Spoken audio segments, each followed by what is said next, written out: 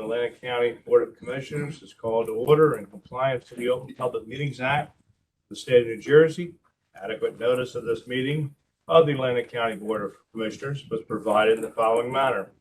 Published in the press of Atlantic City, mailed to the Kern and the Hamilton Gazette, and has been posted on the bulletin boards in the county office building in Atlantic City, the Stillwater building in Northfield, and the county clerk's office in Mays Landing.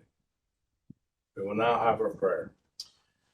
Our Heavenly Father, we pray for the strength and courage to work for a world of peace and understanding, for new visions and truth and a new service to our fellow man. Grant unto all assembled here health and happiness, and let thy blessings rest upon us.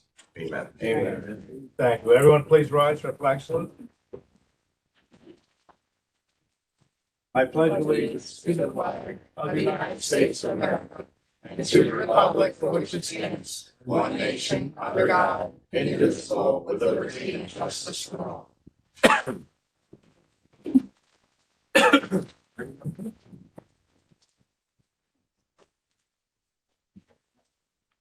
Okay, Madam Clerk, would you please call the roll?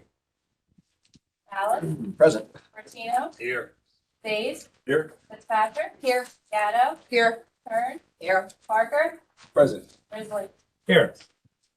We have to approve the minutes of meeting from February 21st. Chair will entertain a motion for adoption of these minutes. Motion. Second. Thank you. Moved and second. Any discussion on the minutes? If not, Madam Clerk, please call the roll. Ballas. Yes. Martino. Yes. Faze. Yes. Fitzpatrick. Yes. Gatto. Yes. Kern. Yes. Parker. Yes. Grizzly. Yes.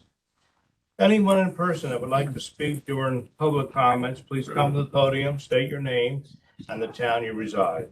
You will be provided 3 minutes to speak. If you're attending virtually, please type yes and the resolution number in the question and answer box. Any items not listed on the agenda, you may speak during public comments. You'll be called upon to speak, and requests to unmute will be sent. Please state your name and the town you reside in. Okay. Moving on with our agenda, or we have an ordinance on second and final reading. Madam Clerk? Ordinance establishing mid-block crosswalks on Summers Point, Mays Landing Road, also known as River Road, County Route 617 and Farragut Avenue, County Route 660 in the Township of Hamilton, final reading. Motion. Second. Been moved by Commissioner Gatto, second by Commissioner Days, I believe. Commissioner Bertino, I'm sorry, Bertino. Public comment. Anyone have any comments on this ordinance on final reading? If not, Madam Clerk, please call the roll. Ballas. Yes. Martino. Yes. Corsi. Yes. Days. Yes. Fitzpatrick. Yes. Gatto. Yes. Kern. Yes. Parker. Yes. Grizzly. Yes, moving into our resolutions. Please read number 100, a grant. Grant application and acceptance from the New Jersey Office of the Insurance Fraud Prosecutor for the County Prosecutor Insurance Fraud Reimbursement Program, amount not to exceed $250,000. So moved. Second. Moved by Commissioner Ballas, second by Commissioner Gatto. Discussion? Public comment? Hearing none, please call the roll. Ballas. Yes. Bertino. Yes. Corsi. Yes. Days. Yes. Fitzpatrick. Yes. Gatto. Yes. Kern. Yes. Parker. Yes. Grizzly. Yes, please read number 101. Grant application and acceptance from the State of New Jersey Department of Community Affairs through the Local Efficiency Achievement Program Challenge Grant to conduct a study for a centralized fire and EMS dispatch center and call center, amount not to exceed $150,000. Move. Second. Moved by Commissioner Gatto, second by Commissioner, moved by Commissioner Kern, second by Commissioner Gatto. I apologize. Discussion? Sure. Ballas. Yes, so I don't know whether it's the Jerry or I think Tim's here. Do we get any response back from the municipalities? And there was a request to sign a letter and also pass resolutions in their respective municipalities. Do we have any feedback? That went out. Jerry? Yeah, you might tell them. Yeah, we've had 10 communities respond to resolutions. Some of the towns, the meetings weren't taking effect or not taking place till after the filing date. So we're getting letters of intent. You expect another 3 or 4 letters of intent that we get attached with the grant application, then follow up with the signed resolutions. It looks like we'll have somewhere between 12 and 14 towns that responded. You know which towns they are? Off the top of my head, I'm sorry, Port Republic, Margate, Longport,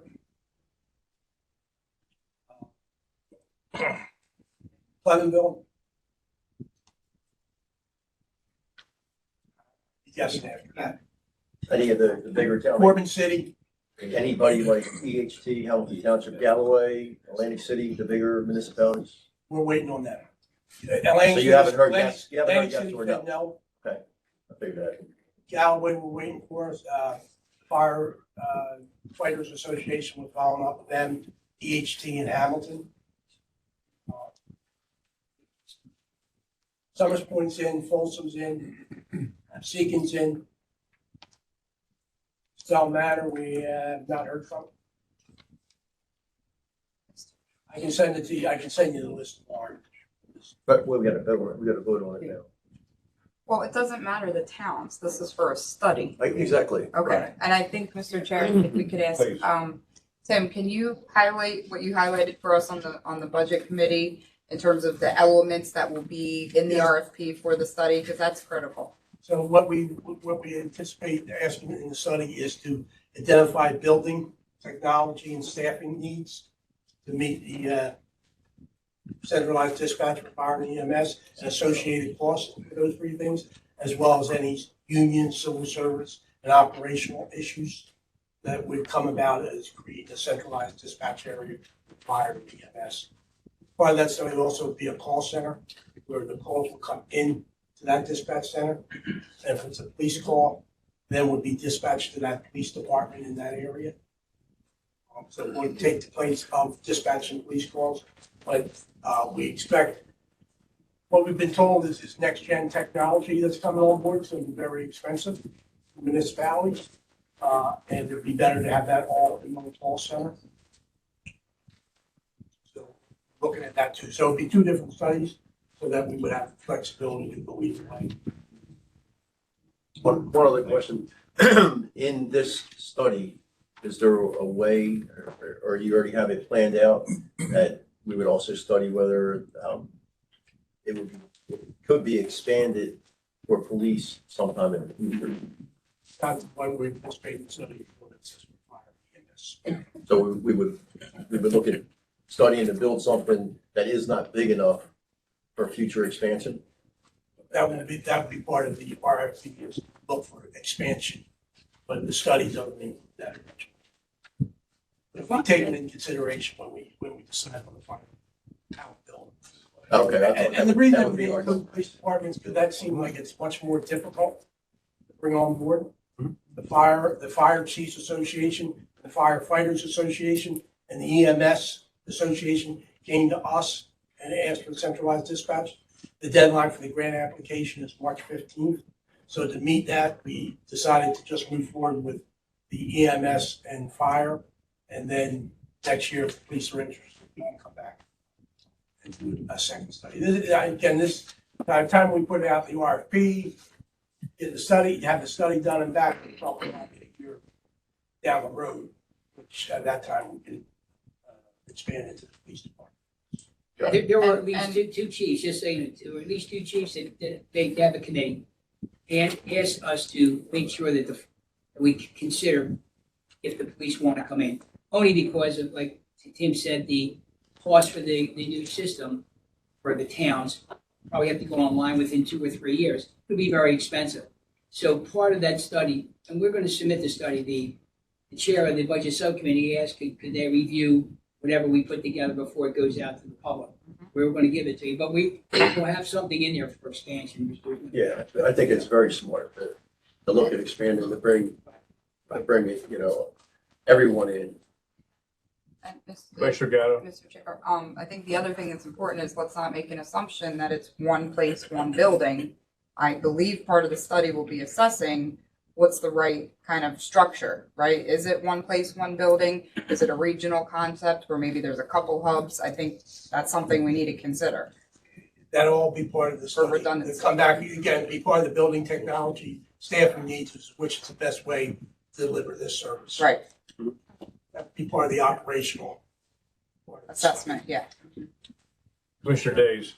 Yeah, as part, I mean, I'm not sure what presentation you heard of the budget committee, but as part of the study, will towns, I mean, I know it's impossible without the towns responding, have an idea of what it will cost? Is one of the concerns, or how it would work, is that they'll be paying, twice, paying for their police dispatch still, and then paying for a share of whatever the shared service is.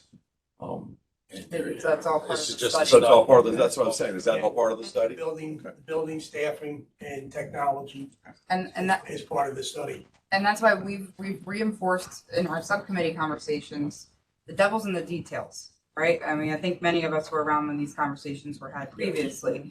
A big question that came to mind, and we brought it up during the central municipal report, towns that are civil service versus non-civil service. What happens to the people, the best people, right? How do we reconcile that? So that's all part of when Tim mentions those kind of issues that we have to assess and put together, like what are the mitigation strategies for that or the options for those things. That's all pieces of that equipment. And when we looked at this last time, it was, what about towns who just bought new, radio equipment a year ago versus 20 years ago, whatever it is. Are we reimbursing? Are we not? Like, those are all the devil's in the details. Those are the things that really have to have a critical look as part of the study. I think for us to be able to put a realistic number in the hands of the municipalities to make an educated decision for them and for us. But let's be clear, this is only a first step. Correct. And we will, be involved as this process goes on. This is just a very first step. And the towns in Atlantic County should all join in and support us as to getting this study done. Whether they want to join or not, ultimately that'd be their decision. But at this point, we're just taking this very first step.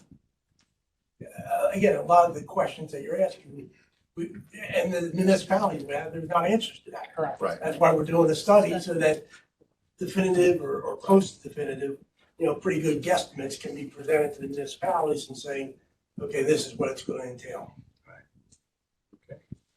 Thank you. Any other discussion? Any public comment? Okay, roll call, please. Ballas? Yes. Martino? Yes. Corsi? Yes. Days? Yes. Fitzpatrick? Yes. Gatto? Yes. Kern? Yes. Parker? Yes. Risley? Yes, please read number 102.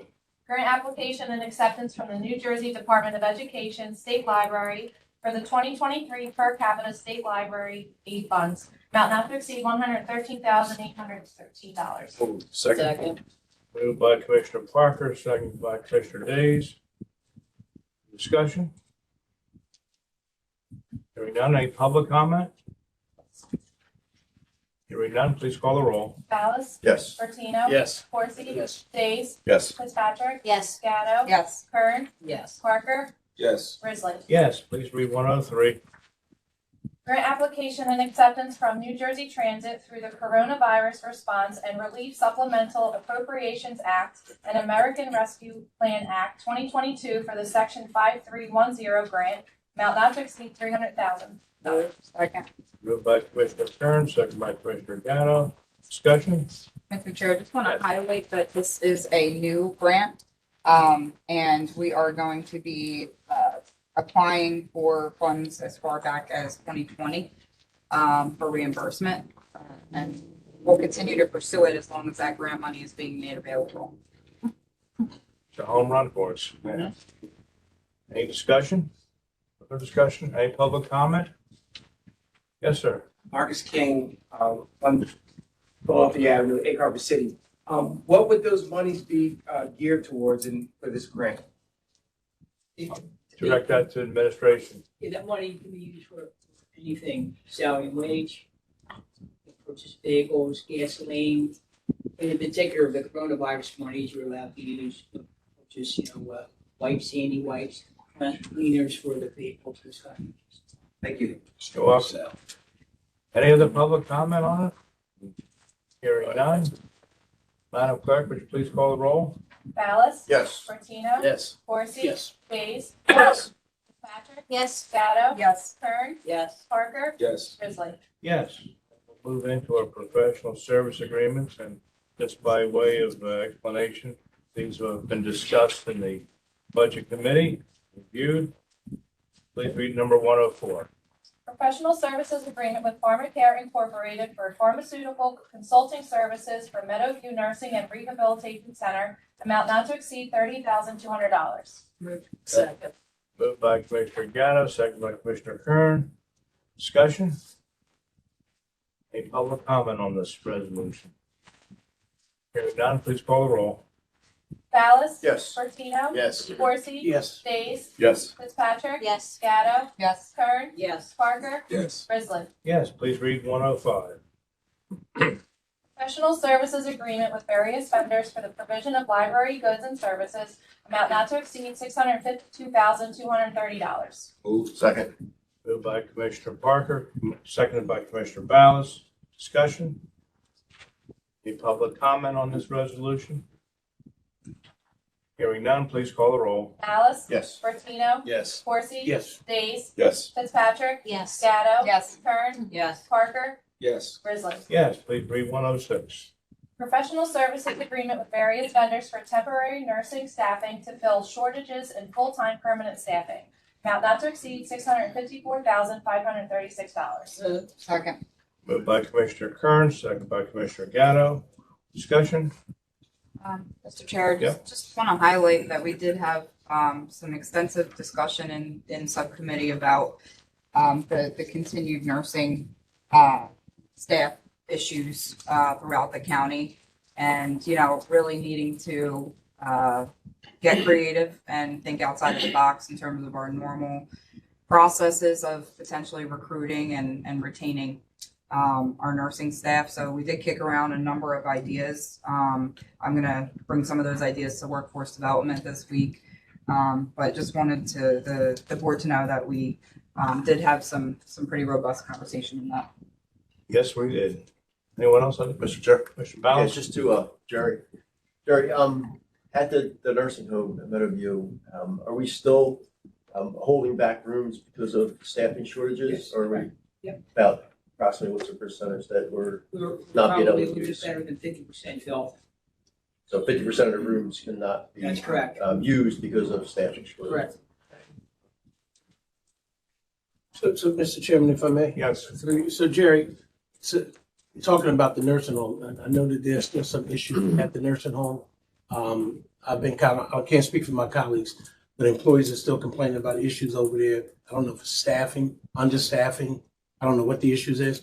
I did agree to meet with some of them. I have not done it yet. I had some family emergencies come up, but it is my intent to meet with those employees.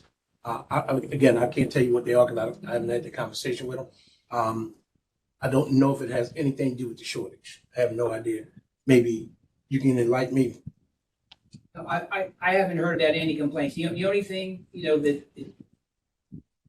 if they were going to complain is just the fact that when one of their contracts ended in 2021 and their negotiator just sent us, their first offer for a contract.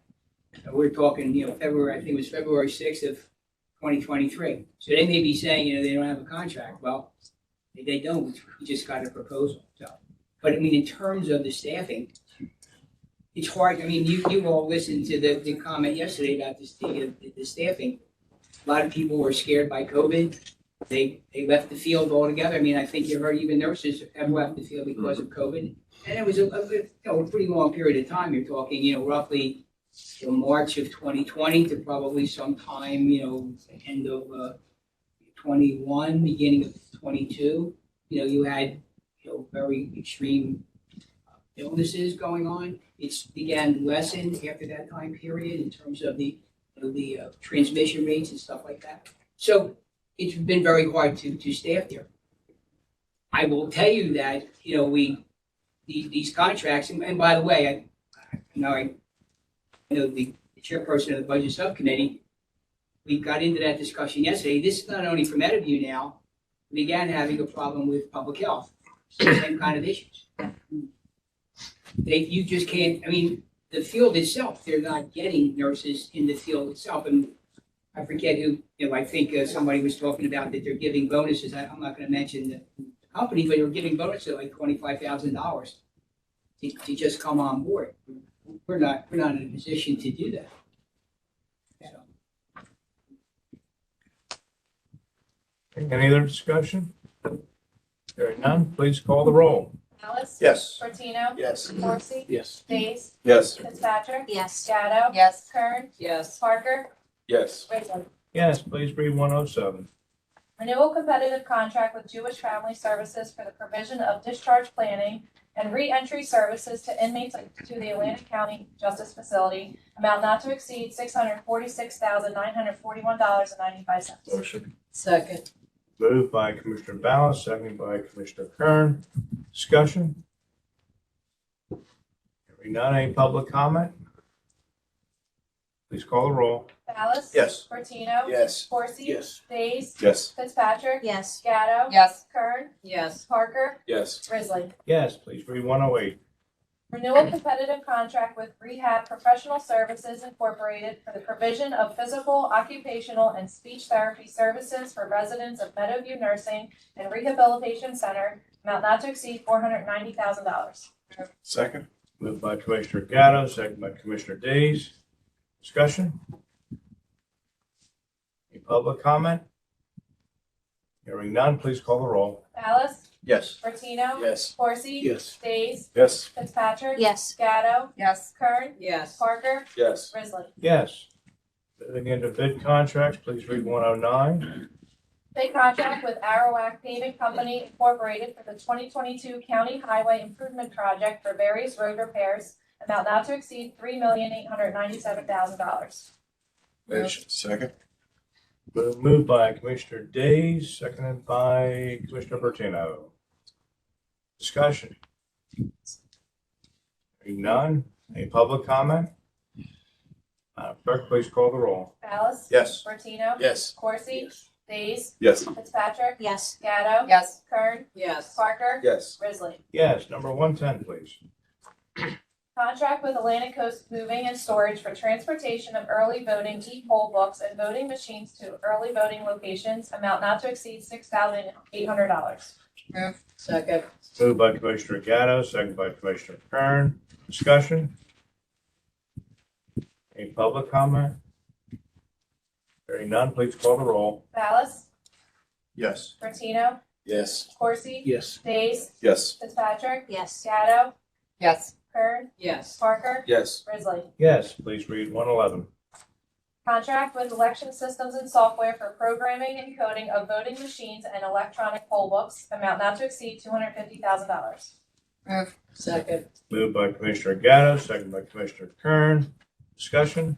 Mr. Chair, just Yes. to draw the distinction between the two. 110 is for less than a dozen locations for early voting, and 111 is for the hundreds of locations that we have Right. for regular general voting.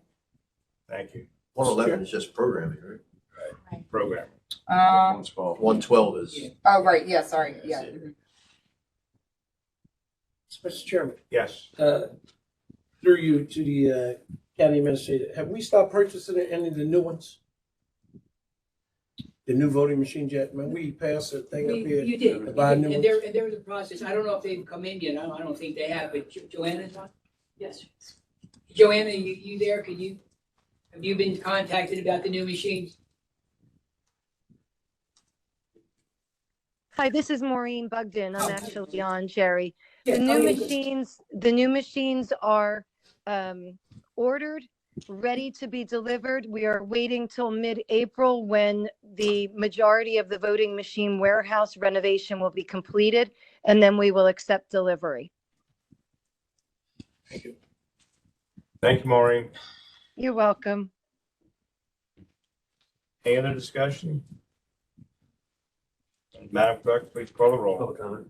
Oh, public comment? Hearing none, please call the roll. Ballas. Yes. Martino. Yes. Coursey. Yes. Days. Yes. Fitzpatrick. Yes. Gatto. Yes. Kern. Yes. Parker. Yes. Risley. Yes, please read 112.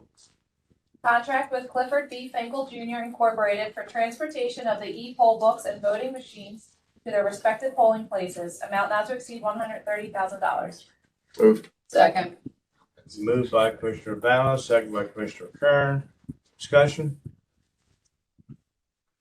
Any public comment? Hearing none, please call the roll. Ballas? Yes. Martino? Yes. Coursey? Yes. Days? Yes. Fitzpatrick? Yes. Gatto? Yes. Kern? Yes. Parker? Yes. Grizzly. Yes, please read 113. Interlocal services agreement with the Atlantic County Improvement Authority for the administration of the 2022 Community Development Block Grant and the 2022 Home Investment Partnership Program grants, amount not to exceed $1,836,812. Move. Second. Moved by Commissioner Gatto, second by Commissioner Kern. Discussion? Any public comment? Hearing none, please call the roll. Ballas? Yes. Martino? Yes. Coursey? Yes. Days? Yes. Fitzpatrick? Yes. Gatto? Yes. Kern? Yes. Parker? Yes. Grizzly. Yes, please read 114. Agreement with Penn State University for an internship program with various Atlantic County departments, no cost. Move. Second. Moved by Commissioner Gatto, second by Commissioner Parker. Discussion? Public comment? Hearing none, please call the roll. Ballas? Yes. Martino? Yes. Coursey? Yes. Days? Yes. Fitzpatrick? Yes. Gatto? Yes. Kern? Yes. Parker? Yes. Grizzly. Yes, 115, please. Resolution authorizing the transfer of a county surplus vehicle to Buena Vista Township Fire District Number 1, no cost. Move. Second. Moved by Commissioner Gatto, second by Commissioner Ballas. Thank you. Any discussion? Hearing none, any public comment?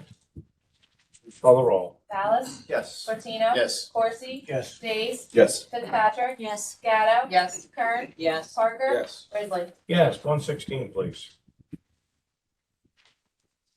Grant application and acceptance from the State of New Jersey Department of Community Affairs through the Local Efficiency Achievement Program Implementation Grant to purchase a pair of traffic lights for the county's use and to be made available to municipalities on an as-needed basis. Funded amount $45,000, county cash match $15,000. Second. Moved by Commissioner Gatto, second by Commissioner Kern. Discussion? Commissioner Ballas. Yeah, I guess Tim or Jerry, are these solar lights that, or they have to be hardwired in? So, So they're on a trailer and just yeah, bring them in portable? Yeah. And then, so similar, if you remember the, trailer mounted attenuators. Mhm. the big one. Yep, yep. Be something similar, they'll come to the, public works yard and pick them up, take them for their use. and they're preset, so like a municipality wouldn't have a problem with just coming in and picking them up if they don't have an electrical department or, something like we have here. It's all computerized, they can program the lights as they. The timing and everything like that. Good deal. Any public comment? Hearing none, please call the roll. Ballas? Yes. Martino? Yes. Coursey? Yes. Days? Yes. Fitzpatrick? Yes. Gatto? Yes. Kern? Yes. Parker? Yes. Grizzly. Yes, please read 117. Sub-grant agreement with the New Jersey Office of Emergency Management through the Federal Emergency Management Administration Hazard Mitigation Grant Program to assist with the cost to replace the dam spillway and related work at Lake Lenape. Funded amount $4,600,000, county in-kind match $1,914,607.24. Move. Second. Moved by Commissioner Gatto, second by Commissioner Parker. Discussion? Mr. Chair. Got it. This is a culmination of a lot of time, a lot of work, and a lot of thanks really needs to be put out to Congressman Van Drew for helping us to be able to obtain this grant. We worked in concert with him, with the municipality, with our staff to do the application, which required community engagement. And a lot of advocating during the appropriation time in Congress, and we were lucky enough to get that 4.6 million. And you'll see the next item, 118, is going to be the bid contract for the spillway improvements at 10 million. So That 4.6 comes off of that 10 million and off of that taxpayer burden, both countywide and in Hamilton Township, since we split that bill 50-50. And it's just so much work has been done. We've kept our foot to the pedal on this whole initiative to really advance these plans and this action forward before we have any kind of an issue out there. So I know I'm a pain to the county staff, particularly Doug and Renee and the planning and engineering teams when it comes to this, but it's a lot of good due diligence. And again, that 4.6 million is significant for us as a county to have received from that congressional appropriation. So just wanted to highlight that. We appreciate you being heavily involved in that, Commissioner Gatto. Absolutely. Last thing we want is a problem. Thank you. Any other discussion? Any public comment? Hearing none, please call the roll. Ballas? Yes. Martino? Yes. Coursey? Yes. Days? Yes. Fitzpatrick? Yes. Gatto? Yes. Kern? Yes. Parker? Yes. Risley? Yes, please read 118. Bid contract with South State Incorporated for improvements to Lake Lenape Dam, amount not to exceed $10,867,260. Move. Second. Moved by Commissioner Gatto, second by Commissioner Kern. Discussion? Public Mr. comment? Commissioner Bowles? Jerry, I guess the engineer would probably know. I mean, the next lowest bidder is about $2 million higher than the rest. And it's nice that we had 5 people bid on this, actually 6 and 1 went through. Right. Seems like a big disparity, you know, the 13.5, 12.3, 16.9. They're on the hook. There's no, Right. we're gonna keep change ordering debt till they get up to where That's everyone right. else was, right? And it's Okay. a good, it's a very good contractor too. Yeah. Mhm. Yeah, all of them are. Oh, Right. they're all local, they're all good, and just Right. strange. $2 million is a lot. It's been- I Big mean, I gotta difference. tell you, well, you know, you saw the other bids that we had too. I mean, they've all been like this. Throughout, you know, the biggest projects we have are engineering, planning and engineering, and facilities. So facilities get some wacky bids. I'm gonna tell you, you know, I can't answer that. I have no idea. Yeah, me either. You know, Okay. the engineer might be able to give you from an engineering point of view what the difference is, but I only see, I didn't see the detail, so he might have gone through the detail. I don't know if it's worth it. We'll do an analysis and send it out to the board if you'd like to see. No, as long as you and the engineer is comfortable with it, I just don't want to change order us to death till they get up to, where everybody else No. did. Mr. Corsi won't be happy with that. It won't be a change until we just got our money out. Frank's asking all the questions today. I'm blaming everything on Frank. Any other discussion? Any public comment? Hearing none, please call the roll. Ballas? Yes. Martino? Yes. Coursey? Yes. Days? Yes. Fitzpatrick? Yes. Gatto? Yes. Kern? Yes. Parker? Risley? Yes, please read 119. Amending interlocal services agreements with the Atlantic County Improvement Authority to extend the term of various contracts and to administer leftover community development block grant funds, no additional cost. Move. Second. Moved by Commissioner Gatto, second by Commissioner Days. Any discussion? Any public comment? Hearing none, please call the roll. Alice? Yes. Martino? Yes. Coursey? Yes. Days? Yes. Fitzpatrick? Yes. Gatto? Yes. Kern? Yes. Parker? Yes. Risley? Yes, please read 120. Amending Resolution Number 692, adopted on December 21, 2021, a professional services agreement to approve payment for services rendered by the Central Municipal Court Public Defender, Public Defender, and Conflict Prosecutor for extra sessions that were scheduled by the Central Municipal Court in December 2022, amount not to exceed $2,107.39. So moved. Second. Moved by Commissioner Kern, second by Commissioner Gatto. Any discussion? Any public comment? Please call the roll. I'm sorry.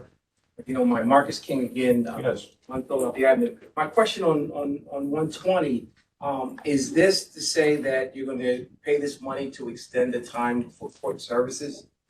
for the employees and the staff to get paid for those extra court days? Jerry? The county council negotiated, with the judges, prosecutors, and public defenders, a number of court sessions that the court said that they would need.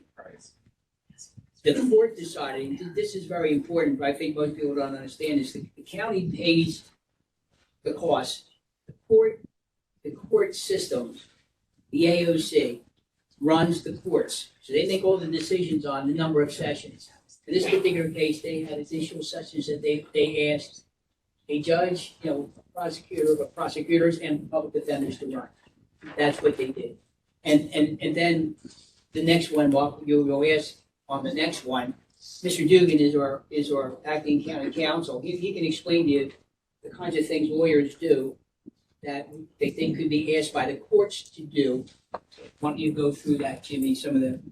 But can I just ask a question before you do? Yeah. So if you are, I just want to understand that if we are extending the court, because it's the AOC running the court, but the time is extended, right? The number of sessions. The sessions, correct. And so the people who have to work that, so would that be on the employee's regular time? Or is this in addition to their regular hours? So you understand, the court staff, prosecutors, The scheduled public dates. defenders have, typically, and judges have 2 weeks off, so their work year is 50 weeks. Got it. Staff are, 52 weeks, it's a full year. So Got it. this was. So they Yes, extended. that's it. Got it. Thank you for that. You want to know I about? do. For the coming year, 2023, when the court establishes these special sessions, we have to pay for the prosecutor, we have to pay for the public defender, the monies have to be billed in. There was also an element in the RFP that never made it into the resolution. If there's an extraordinary case, a complicated DUI case or something that involves the prosecutor or public defender to do a lot of motion practice, there's a mechanism built in to allow them an extra stipend for that. So my last question on that. So employees get paid 26 pays a year. The courts are going to schedule these additional days. Are we scheduling those additional days of court to fit inside those 26 weeks, or is that going to extend that 26 weeks pay? It doesn't affect the contracts of unions or anyone else working. This is strictly The court itself. Correct. Thank you. Any other comments? Any public comment? Hearing none, please call the roll. Ballas? Yes. Martino? Yes. Forsy? Yes. Days? Yes. Fitzpatrick? Yes. Gatto? Yes. Kern? Yes. Parker? Yes. Bristly? Yes, please read 121. Amending resolution number 729 adopted on December 20, 2022, an alternate method contract to allow payments for extra sessions scheduled by the court and extraordinary trial preparation pertaining to the municipal prosecutors and municipal public defenders serving in the Central Municipal Court of Atlantic County, amount not to exceed $7,500. So moved. Second. Moved by Commissioner Ballas, second by Commissioner Kern. Discussion? Mr. Chair. Commissioner Davis? Yes, to Jerry or Mr. Dugan. I had a conversation with the mayor the other day. And so have these towns been updated on these additional costs? Because we're at 10,000 a year. I've seen other before. And if not, when will they be? And if they are, when was that? Because I think they have concerns that these additional costs are going to keep popping up. But I understand this is a whole new thing. Unforeseen things come up, and you're totally creating something that the state has never seen before. But I think some have concerns that it's going to keep happening. Well, just the answer that I would give you is that we're supposed to meet quarterly. They have two committees. So this will be discussed, quarterly at that first quarterly meeting this year, Okay. Just so you know, they've been held harmless for the year, actually for 2 years. So these costs are going to be borne by the county, not necessarily by them. What will happen is in those quarterly meetings is how are these going to be handled post 2024? Correct, because that comment was made that the county's been putting out this money, That's and then correct. when it comes time for the towns to get their bill, they need to plan and make decisions because they're locked in. Okay. Thank you. Any other discussion? Hearing none, please call the roll. I do, I want to ask I'm that. sorry. So we were just talking about the shared service agreement that the county has with these towns. In those shared service agreements, are these monies built in for these extra court dates? Because if not, then the county is going to be left holding the bill if it's not built in that shared service agreement. The agreement with the towns was, they were, I mean, and I wasn't involved in all the conversations, but this is my understanding. There are 10 towns involved. The 10 towns, their costs were associated with their 17, 18, and 19 court years. Okay. They also had revenue associated in those years. So what was got put together is what would these costs look like today? So the county put together a cost, county council worked with the court system to put together a cost. So there was a budget that was derived from those conversations. And then there was revenue. So the cost that the county was going to experience was less than the towns had. Your average for those 3 years is what happened. So that's what they were gonna pay. And then the issue of the revenue, how would the revenue be handled? The revenue was discussed, we go back to the towns. Right, so So is that built into the shared service agreement is the question? these costs were not, as I said, these costs were over and above the original session. Right. So when Commissioner Daisy asked the question, we're assuming those costs because we already have a budget with them. We're not passing those costs along to the town. So this next year, $7,500, since we've already negotiated their contracts for 23 and 24, those costs will fall onto the county side. You want to offer it to the public? I don't know if it's Yeah. stated. Any other public comment? Hearing none, please call the roll. Ballas? Yes. Bertino? Yes. Horsey? Yes. Days? Yes. Fitzpatrick? Yes. Gatto? Yes. Kern? Yes. Parker? Yes. Grizzly? Yes. Number 122, please. Appointment of Michael Chait to the Atlantic County Workforce Development Board for a term to expire on June 30th, 2026. Move. Second. Moved by Commissioner Kern, second by Commissioner Days. We're certainly happy to have his service on the Workforce Development Board. Any discussion? Commissioner Days? Just briefly, Mike was planning to be here today, but something came up at work at the last minute. He's going to be a tremendous asset. He's been great getting back to me all during COVID when all the restaurant owners were asking me and panicking, and even more so more recently with the proposed liquor license changes. So he's going to be a tremendous asset to the Workforce Development Board. No question about it. Any other comments? Any comments by the public? Hearing none. All in favor, say aye. Aye. Opposed, motion carries. Okay. Number 123, please. Authorizing consent for a roadway solicitation event by Police Unity Tour Incorporated at the intersection of Pitney Road, County Route 634, and Jimmy Lee's Road, County Route 633, in Galloway Township on Saturday, April 1st, 2023, from 8 a.m. to 4 p.m. So moved. Okay, moved by Commissioner Days, seconded by Commissioner Ballas. Discussion? Hearing none. Any public comments? Roll call, please. Ballas? Yes. Bertino? Yes. Horsey? Yes. Days? Yes. Fitzpatrick? Yes. Gatto? Yes. Kern? Yes. Parker? Yes. Grizzly? Yes. Would there be anyone on the governing body that has any particular committee report they'd like to give at this time? Just, Commissioner Kern? Chairman, I just want to make mention with the Mental Health Advisory Board, they had a meeting this past week, and we continued to talk about staffing, and it really is a sad thing in all of the areas that we see it. Yeah. And where mental health is being addressed, it's being addressed, as we see, with reentry through our prisons and things like that.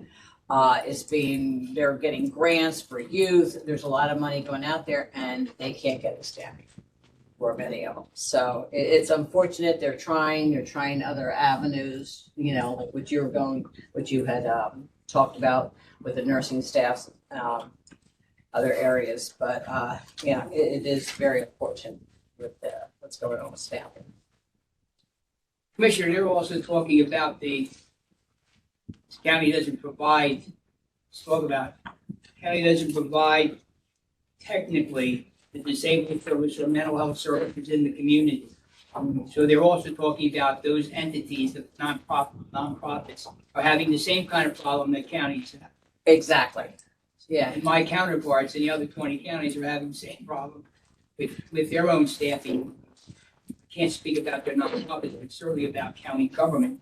They're having the same issues that we're having. Yeah, it's very sad. They said that funding is, they're getting quite a bit of funding for, many programs that are well needed throughout our communities, and they just can't get the staffing. So they're trying some incentives, and they're working. It's a very committed board, and they are working very hard, as the county is too. Any other committee reports? Okay, moving into unfinished business. Any topics of unfinished business? No? Okay. New business. Written communication petitions, we have one. And every commission has been given a copy of a resolution that was passed by the Mayor's Association. And I'm going to ask at this time that we not comment on. I'd like to discuss the issue with the Solid Waste Committee first, and discuss it there first as to different options we may do there, along with the solicitor. So we have that under consideration. Anything else? If not, we'll move into public comments. We'll now open the meeting to the public. If anyone would like to speak, you'll be provided up to 3 minutes. Please come to the podium, state your name and address. And I would ask if there's a spokesman for a particular group, please come forward. Good afternoon, everyone. My name is Autumn Vasquez, and I proudly work for the Superintendent of Elections Office. As a second-generation Mexican-American and election worker, I am here to urge you to hear my plight and please consider raising our wages. According to the Social Security Administration, the cost of living adjustment across the country is 8.7%.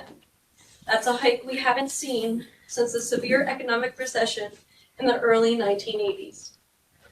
This year's rate has doubled to 6.65% for clerical workers in the Northeast region. To compare, our contract currently directs that our employee members are entitled to just a 2.5% increase. My father achieved his dream to become a United States citizen. He became a respected member of the police force, working as an overnight correctional officer in Trenton, New Jersey, until his sudden passing in December of 2019. The devastating pandemic of COVID-19 next shook the world. My sole focus since then has been financially relieving my mother, meaning I needed to find a career with benefits and find it fast.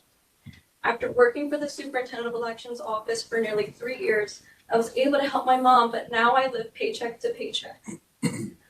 I budget the best I possibly can, but I've been told by my family and my friends that I truly need to take my skills elsewhere if I want to do more than merely survive. But how do you make that leap when you are passionate about your work? I love my job and I love serving Atlantic County. My peers and I work around the clock tirelessly to ensure the integrity and efficiency of each and every election is upheld. For our office is unique in the way that we endured back-to-back elections including the implementation of early voting twice a year. We are experiencing employee turnover and employees being recruited to higher paying counties. Add to this the continuing threats to election officials nationwide. And some would ask, why would someone want to work in this field any longer? But we are patriots, and we serve the Atlantic County voters. Please, we need relief, and we need your help. It was a blessing to have been given the ability to pursue my passions in elections, and I'm trying everything in my power to stay. But still, I need to make sure that there's dinner on the table. Thank you for sharing this meeting with us today. We truly appreciate the opportunity for our voices to be heard and to make a difference in our lives and for those we love. Great. I do have 2 more on behalf of my members, if that's okay. Yes. Bring. On behalf of one of my, that's all right. On behalf of one of my members who could not attend today, in part due to shyness and also physical challenge, I'll be sharing this on her behalf. With the cost of living going up more and more each year, it's becoming difficult for me to financially live as well as physically. As a single 38-year-old woman, I have to rent rooms from others because I cannot afford to pay the rent on any apartment in the area. Food and utility costs only increase that challenge. I've been told there are programs out there that will help, but when I applied for assistance a few years ago with our county rental assistance program, I was told that I was better off quitting my job and collecting welfare. That is not an option for me. I love my job working for the superintendent of elections, and I was raised with a strong work ethic. Some of the rooms available for rent at my budget level aren't the safest, and I've had to take on side jobs to improve my situation. Because I have various health challenges, this has taken a toll on me physically as well as emotionally. Over the last 10 years, my body has deteriorated immensely. I've spent the better part of 2 years in some sort of cast.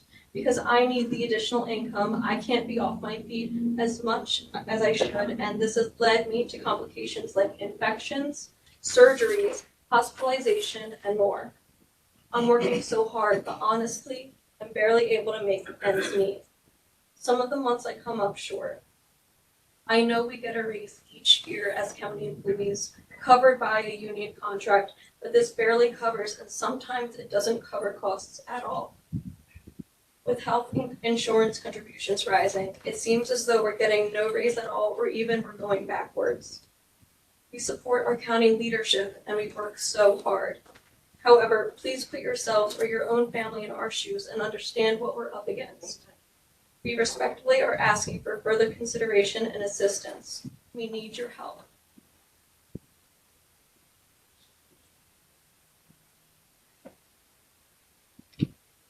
My name is Christy, and I'm a college graduate and a single mother to one child. I also work in elections, and I truly love what I do. But it has now come to a point where I'm going to have to start looking for a new job if something does not change regarding our salaries. I will not be the first to have done this, and I'm sure I will not be the last if something does not change soon.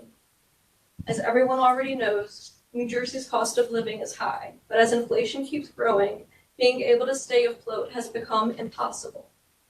The fact that election officials work hard all year round are very restricted to when we can use our time, and now we have to work nonstop during voting periods, which can last weeks. But we can't even be paid a living wage, and it feels like a sovereign slap in the face. To those of you who think the answer is to tell someone in elections to get a second job, that is not a feasible answer. Even if we wanted to, we can't, because of all the restrictions and extra hours we have to put in throughout the year. I should not have to choose between putting food on the table and heating my home. No one is asking for anything over the top. We simply want to be able to live without having to choose what bill to pay and what bills get to linger to next month, and not have to rack up credit card debt just to be able to make ends meet. I love this county, and I'm also a voter. As our elected officials, whether you are responsible or not, I beg you to please hear what we are saying and attempt to help. This is not sustainable, and we need you to hear us so we can help our families. Thank you. Anyone else like to speak? Yes.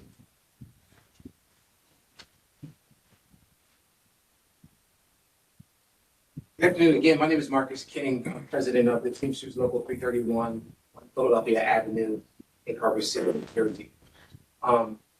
There won't be any bashing of commissioners this evening, Mr. Risley. There won't be any bashing of administration because that's not what we do. But we want to plead to you all and to the administration that we are in dire straits. You know better than we do the lack of the number of employees that have left the county in all aspects. right? So we know that.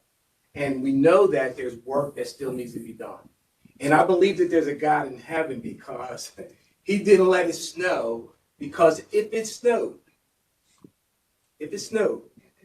all of your phones would have been blowing up and you would have been having some angry people, especially down in Hamilton.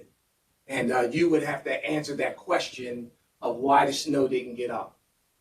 In July of 22, we approached the conversation with the county in regards to what can we do with getting CDL drivers.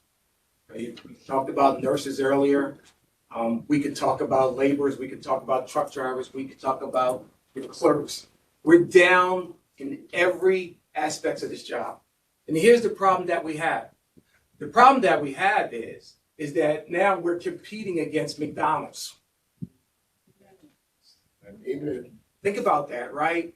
And in order to fix the base salary, if we were to give somebody a living salary to come to work for the county now, we would have to go back to roughly 2018 to fix salaries for people to get a decent wage.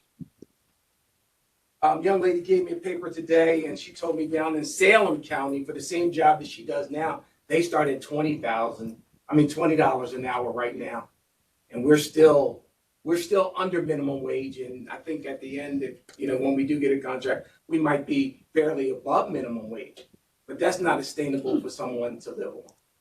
I don't know the answer. I do know this, that I'm asking for you, and the county is doing their due diligence. I get it. That 2%, and also with the rising healthcare costs, has taken us backwards. And I don't think I'm telling you anything you don't know. However, for us to stay sustainable and have folks to come and work for the county to get the work done, we're going to have to think differently. We're going to have to think differently. And there's a rumor out there that I made a proposal, and I'm not here to negotiate a contract, that we build steps in the contract so we can lift the contract over time. And I was told that it was too challenging for some people in the county. And I take issue with that, and that's why I'm here today. Because I think we really have to think outside the box. Thank you. I really think we have to think outside the box. How do we fix it? And so what I said to the new attorney who was negotiating the contract, Joe, where you at, Joe? Joe Moore, who I think is a fine gentleman. I think he's been handed a bill of goods, though, because they brought him in and says, yeah, go get that contract done. But with that being said, I think we have to think differently, and we have to come up with new ways to keep people on. If our numbers are down, and the county has purged, and we know our numbers are down, then there's more money that we can put in wages, because we're still getting the same work done with the folks that we have. And so I'm asking you, and I know you all don't sit on that finance committee, but I'm asking you to help us help these employees of yours. Help them, because we can no longer exist how we're going, and every day people are leaving this county to go to work for other people like a McDonald's. So I just implore you, and again, we're not here to beat you up. We're here to look for answers. The last thing that I said to Jerry Del Rosso, let's have a meeting. Let's first meet with all the unions and have that conversation. And then let's meet with the administration and the workers to come up and really talk about what we can do. Because if we don't think outside the box, what's going to happen a few years from now, we're going to be in a bigger trouble. And you now, and just in your report alone, you're trying to raise money to hire some outside entity to bring employees in, opposed to trying to fix the problem. So I implore you to help us, help these people so they can live and don't have to have 2 and 3 jobs and have to struggle to make it. I do thank you for your time, and I do thank you for giving me that extra time.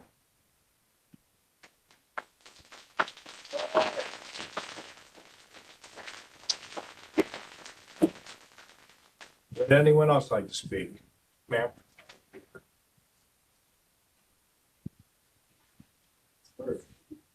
Good afternoon. My name is Ann Stringer. I'm a clerk at Atlantic County Clerk's Office. And I'm a shop steward. Correct.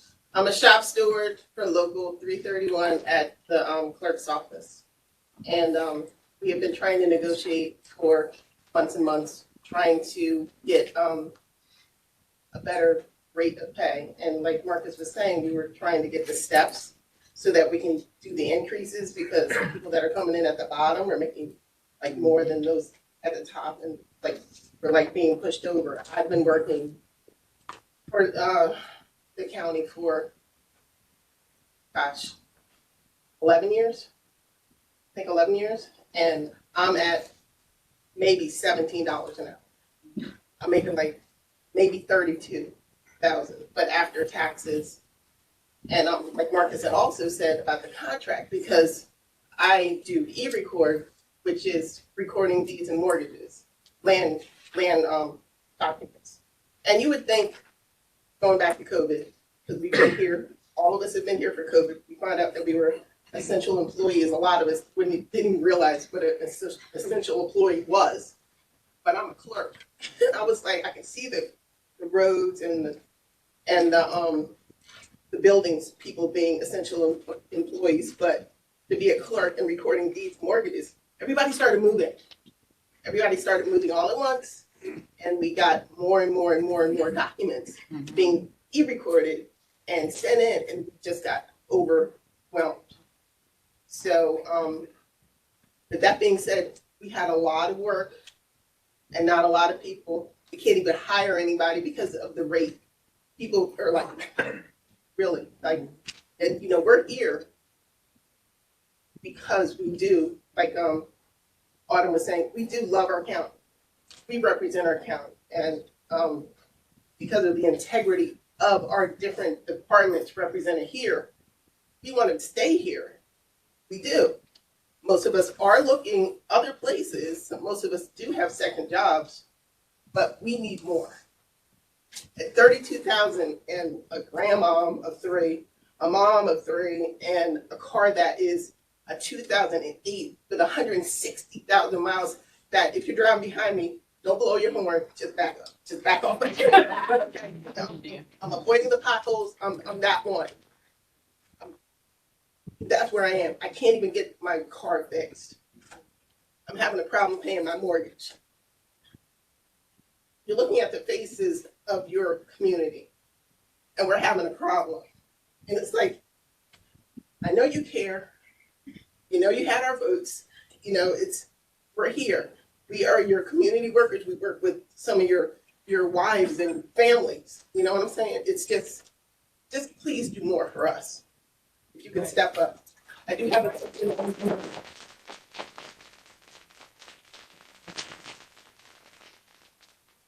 We have the road crew back here, and during the summer, when they said, if we get 2 inches of snow, they have 10 roads, and they were talking about they only have four men, and women to cover 10 roads, 10.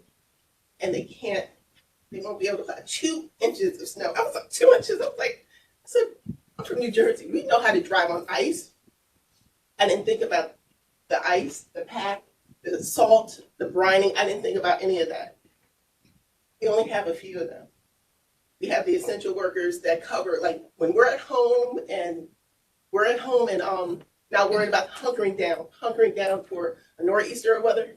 We have, like the gentleman over there in the corner, they are on call 24 hours a day, 24, round the clock, and they have to show up. They call in, go open up the building, and they're getting paid next to them.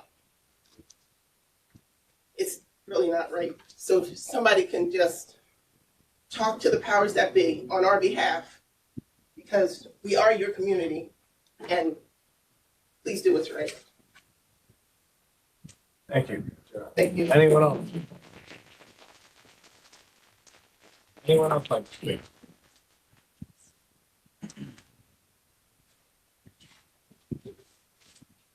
How you all doing today? I work for the Public Works, Hampton, New Jersey. I'm a truck driver by trade. So, my name is Ricky Sessers. Been in Atlantic County 45, 50 years. And I'm glad to work for Atlantic County, but I mean, I'm looking at like a bad case of the UNs. You know, understaffed because they're underpaid. And for some reason, I think people just don't understand us. My job is to put the britches on and go out in the snow, unlimited heights, icy grounds for you all, for Atlantic County, to make sure you all can get to work. So, and I'm not ashamed to say that I make $14 an hour. $14 an hour. I thank God for no snow, and I thank God for my wife, because I wouldn't be able to make it if she wasn't my partner in here. So we talk, and it will come before you guys. I know it for a fact. And I'm hoping you guys will do the right thing and respect that what we do for you all, and we do for you all's families. Make sure you get where you gotta go when the weather gets out of control. We go out and we take care of it. Man, I ain't gonna use 3 minutes. I just want to get my point across. Thank you. Thank you. I'm Jane. I work for Atlantic County Transportation. We drive maybe your mom, your dad, your aunt, your uncle to and from doctor's appointments.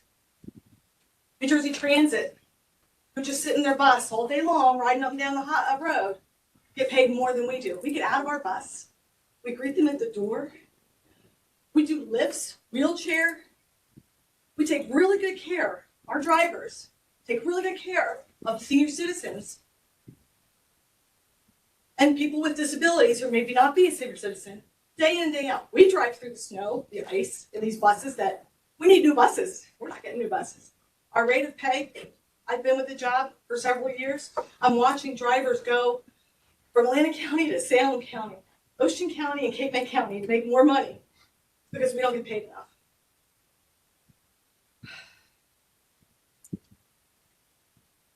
I love my job. It's awesome. But we don't get paid enough.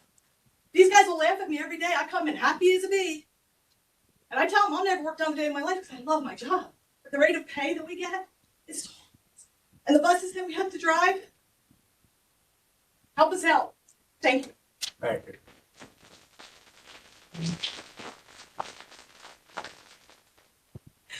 It's so good.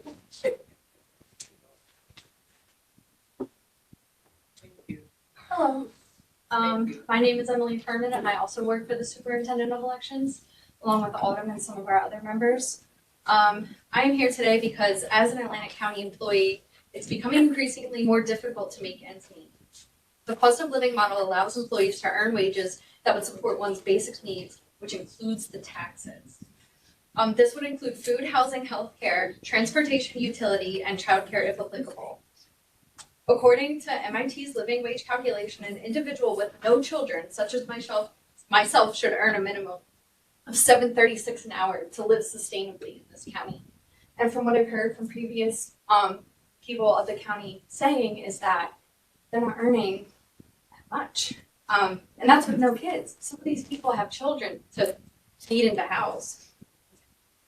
So this has caused financial and emotional hardships that I did not see myself facing at 24 years old with a bachelor's degree and a full-time job. I'm sure we all have witnessed inflation has skyrocketed.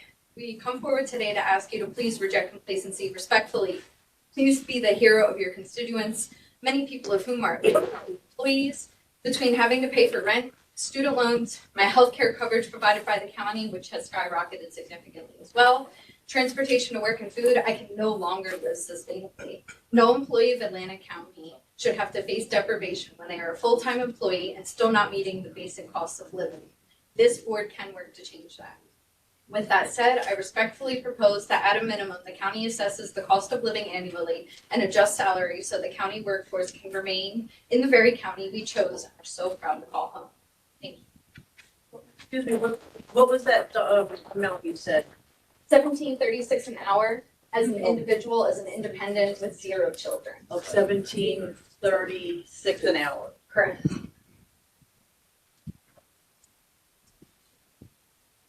Good evening, John DeMattis. I work for the Atlantic County Public Works, Hamilton Yard. I reside in the township of Mullica as I have for 31 years. And one person on your board knows how fiscally I live, knowing them personally.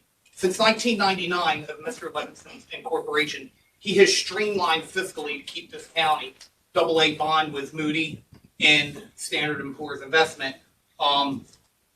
along with the help of Mr. Del Rosso and the board we have. You've done a great job running our county, but it's taken a toll on our great workforce. I've been with Atlanta County government for 8 years, doing the best I can for our residents, for our workers, and for our board. I'm now at $16.50 an hour. I have to pay my mortgage. I'm very fiscally responsible. I don't have a vehicle payment and everything, so I know how to budget my money, but I also work 3 jobs, and the gentleman on your board knows that. I've had Mrs. Gatto's mother is a teacher. She was supervisor of social studies servant. Phenomenal woman. She told me that you have to stand up for what you believe in. Great educator. And tonight, I'm standing up for what I believe in. I believe Atlanta County is a great place. I believe Atlanta County is a great place to work, to live. We have great leaders. What Mr. Ballas did with the Sheriff's Department, streamlining it when he was there, was instrumental in keeping it going.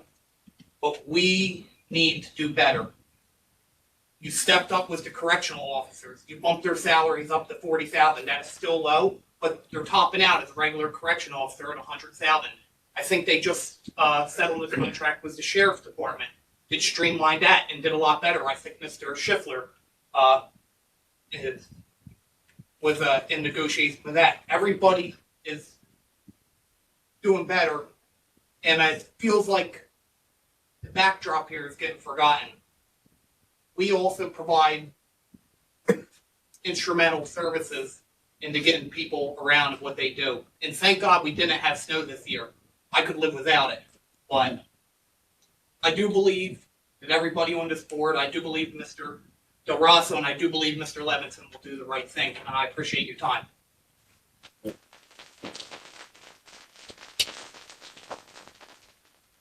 Anyone else like to speak? I'd like to.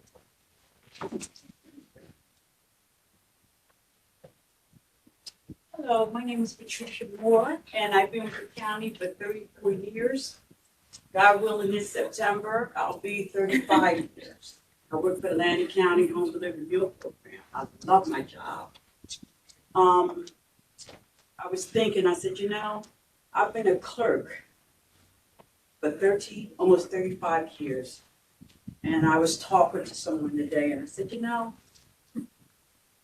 I need to move up a little bit, I'm not a really hungry person, but to be in that same position for all those years, come on, I just lost my husband in 21. So I have a mortgage, I got 4 grandkids, and I can use a little extra help. I appreciate my job, I love it, and I just want a little extra. That's all I want. I'm not to be a millionaire. I just want a little extra. I want to stay in my home and, be able to buy food and things like that. So I'm getting used to shopping and, doing what I can. Go to Aldi's, wherever I have to go to save some money. But just, people say, well, why don't you retire? I called Social Security the other day. They said, well, you make too much money, because I wanted to get my husband Social Security. And they said, we can only give you $255. That's how much they give you if someone passed away. So I said, what I would like to have is Social Security. And they said, no. They said, only way you can get it if you retire, or maybe drop down to part-time, making more than $19,000 a year. I said, I don't want to retire. I love my job. So I'm just standing here today as a mom, grandmom, just a little extra to make ends meet. That's all I want. Okay? Thank you for your time. Thank you.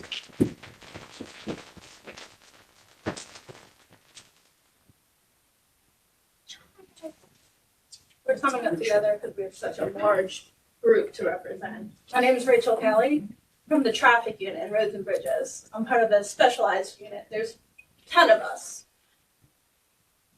We do everything from crosswalks you talked about, signals, everything. I'm on call 24 hours. I came here about 4 years ago.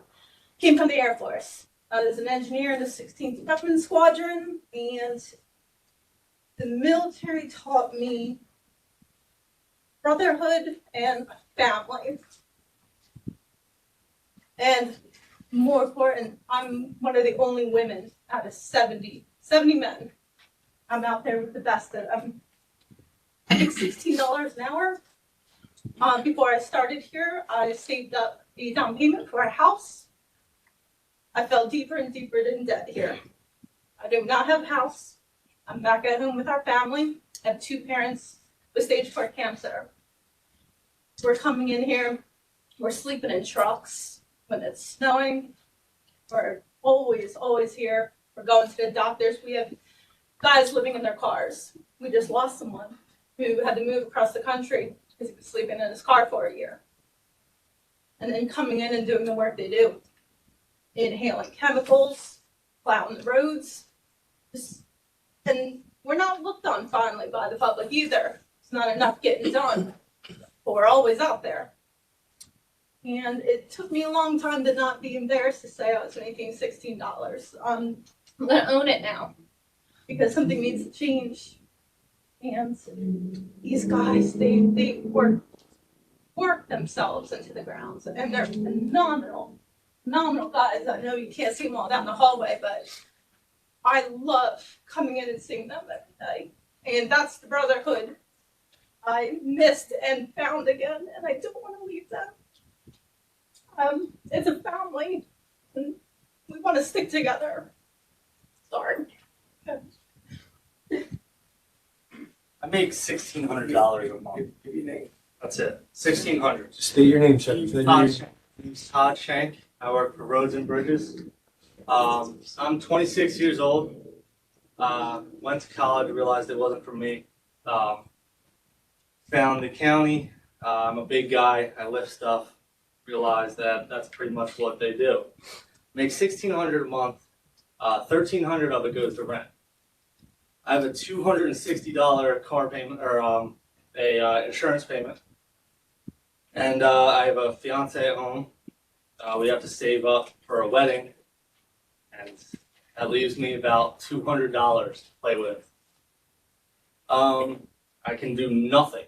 I'm 26 years old, can't go to the bar. I can't afford beers, can't afford nothing.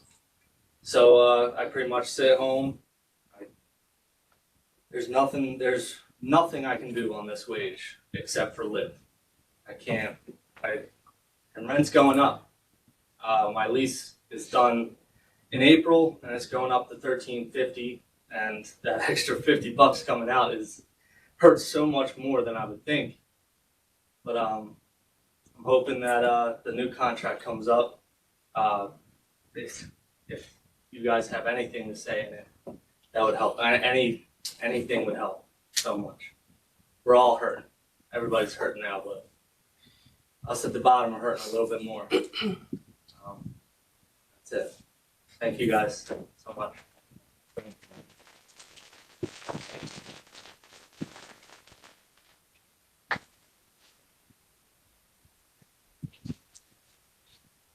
Hello, my name is Sean Eric. I'm on road repair 3 for the Hamilton Yard. You heard from the road crews. I want to speak on behalf of the bridge department and the drainage department, since I was once in the bridge for 5 years. We all do a lot of hard work as the county and the group. But bridge, what you guys might not know, they all run Dorset Green Bank Bridge. Anytime they go down, bridge or D7, if the bridge can't get out there, they will go out there and repair the bridges themselves. We dig the holes, replace all the basins that are bad, cut the roads open, redo all the piping. I make $17 an hour. Some of the guys at bridge don't even they make 14.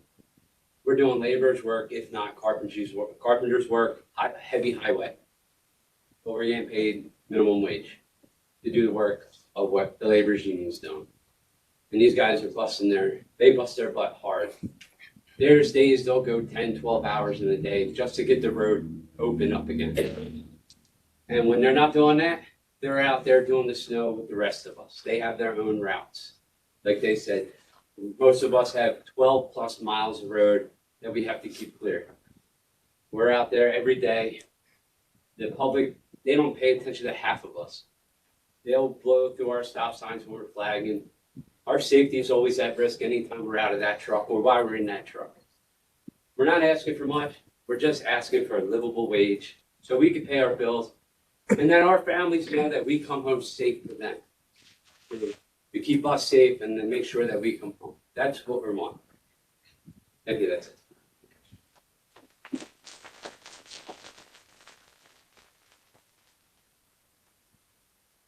Good afternoon. My name's Ronald Branch and I'm with Facilities. I'm not here to say what department is doing what. All I know is that 2% is less money to take home than what your president be taking home.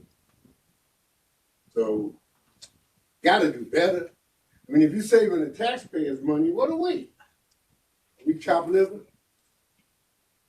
I mean, the only thing I want is a fair piece of the pie. I don't want the whole pie, but I don't want the crumbs that fall off around the edge of the pie plate either. You can keep that. Be fair and equitable. That's all I got to say.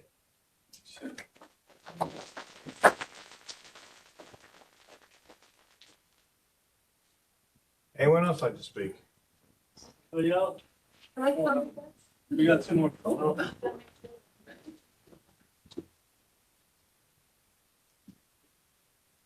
you doing? My name's Lori. I'm from the Department of Public Safety. I just want to put something in perspective.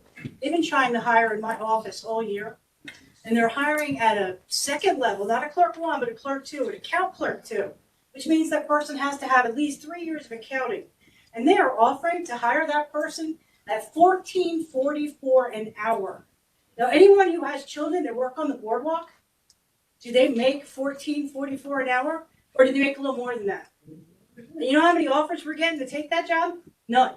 So I've been working by myself all year, keeping the finance office of the jail running, me and my boss.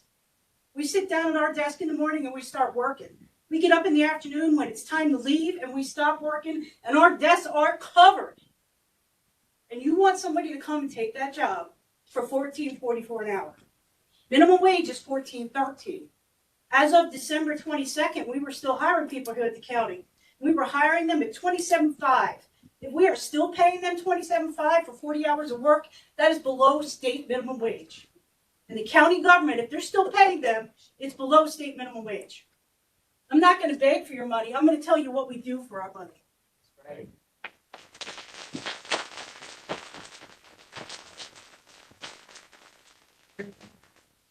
How you doing? My name is Robert Sutton. I work in the fleet management garage. Been here for 33 years. Just want to say a few things here. Over the years, our salaries have not even come close to going up for the cost of living and inflation. And to add on top of that, the costs of our health benefits increasing compounds it. And while many people may not think about it, I'm thinking about it. Retirement also comes into the picture at some point. And to have that many years of service, 25 or more for anybody, 3 years of benefits doesn't even come close to what me and my family need.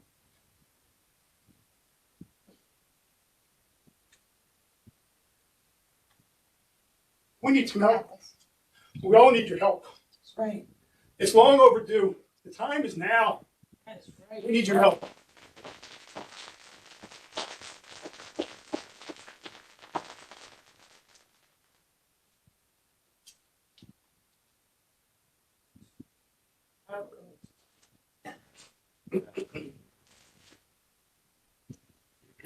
Dan Powell, how you doing?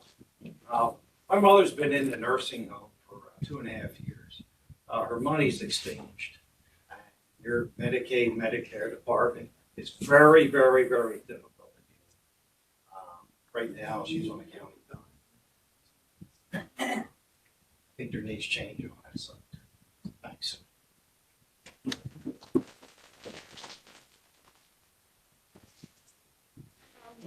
My name is Adora LaCruz.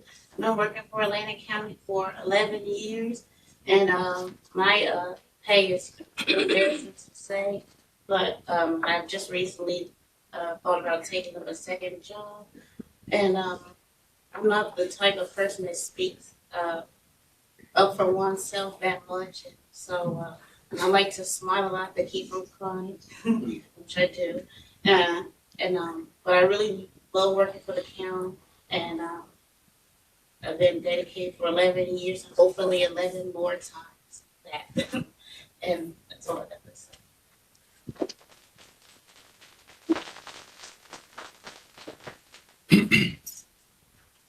Anyone else like to speak?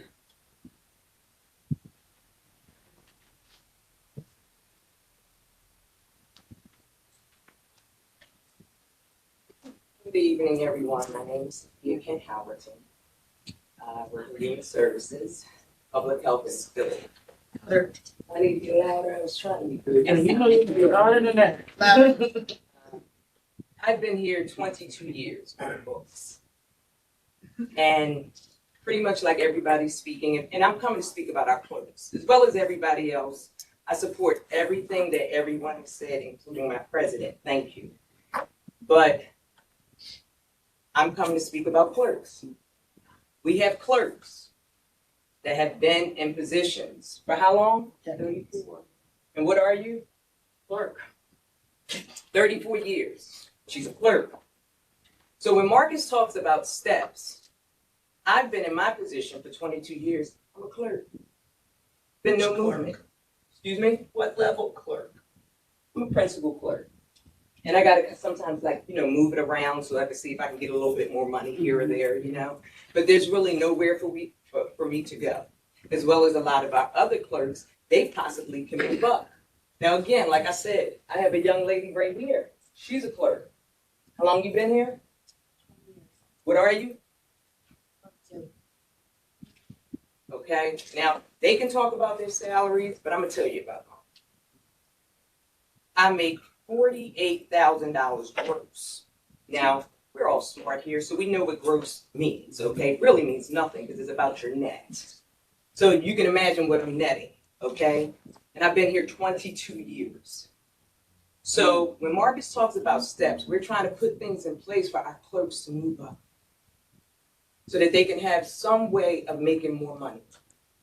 I believe in the county, but at this point in time now, being here this long, I can't. A lot of us are starving. And maybe y'all don't get that, okay? We are starving. A lot of people are working 2 or 3 jobs. Some people are just bringing home, I think, what did you tell me you bring home? $788 every 2 weeks. Yeah, every 2 weeks. Well, I cleared 1,200. I guess that's a lot, but I cleared 1,200. Net 1,200. Okay, and God forbid that we do have to pay for Aflac because we don't have disability, so we have to pay for that. Okay, we don't put any money into disability, state disability, so we have to pay for that. And God forbid if we want to put a little money away for the credit union. And God forbid if you got insurance here. So all I'm saying to you guys, could you please help us? I know we have been to the table multiple times, but Jerry, we need to put something in place. I know you were nice enough to talk to us a few years ago about steps for the clerks. But again, I'm representing everybody, but I'm speaking about my clerks. It has to be some movement. We are dying. And I'm telling you like it is, we are dying. With everything in the economy going up, we can't make it. We cannot breathe. Can anybody breathe? No. We can barely eat. So all I'm asking you to do is please help us out. Please sit and negotiate some way, somehow, because I know the money's out there. I got in trouble last night. I know the money's out there. Can you please find a way to just move our clerks up so that they can make money? Because mind you, I know that, let me just go here. I heard Tammy talk to us at negotiations, say, well, you got a pension, you got benefits. We could barely afford the benefits, number one. And 2, my pension don't mean nothing. There ain't no money there. That's all I got to say.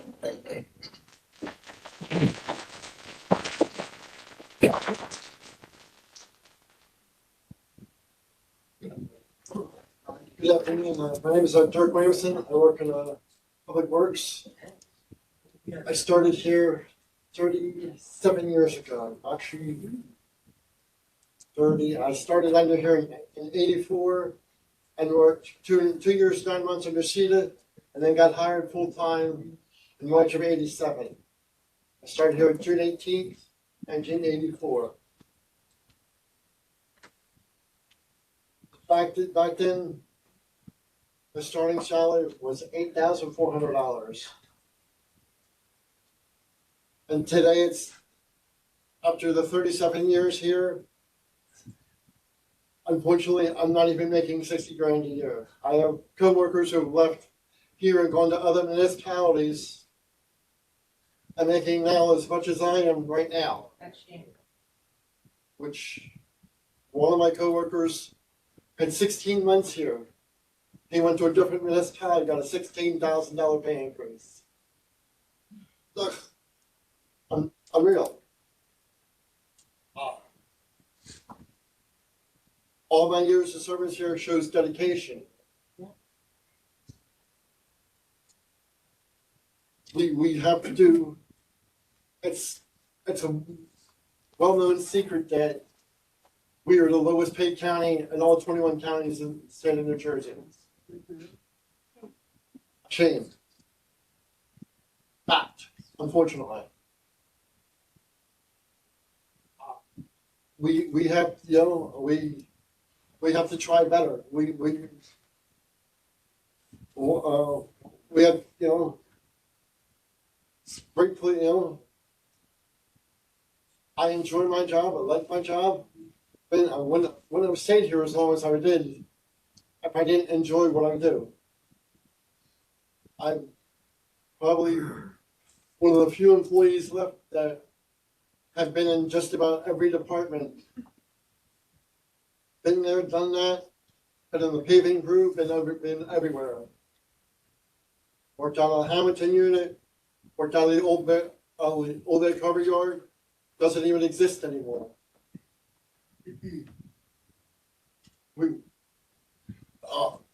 The salaries, starting salaries and my salary, just it's a struggle, and we have to try better. So thank you. Y'all have a great night.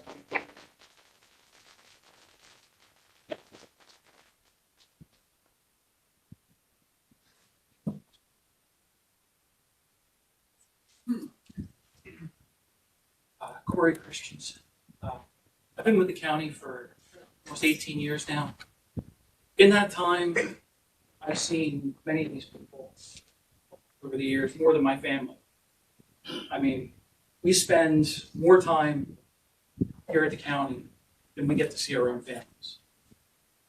And in that time, we've put up with our wages being on furloughs, to increased payments for pensions, our insurance payments, to cost of living increases. It's gotten to the point where everyone has just had enough and it's gone. When you can go work at Walmart for as much as we make with a third of the aggravation, it's a no-brainer. The other day, my neighbor unintentionally laughed at me when he heard how much I made. Because he started the CDL at the Department of Transportation for almost $20,000. And I've been here close to 20 years now. It's ridiculous. We don't ask much, but it's gotten to the point, and I hate to be cliche about it, but you get what you pay for. You can't fill the jobs that are vacant as they are now. How long can it go on? Thank you.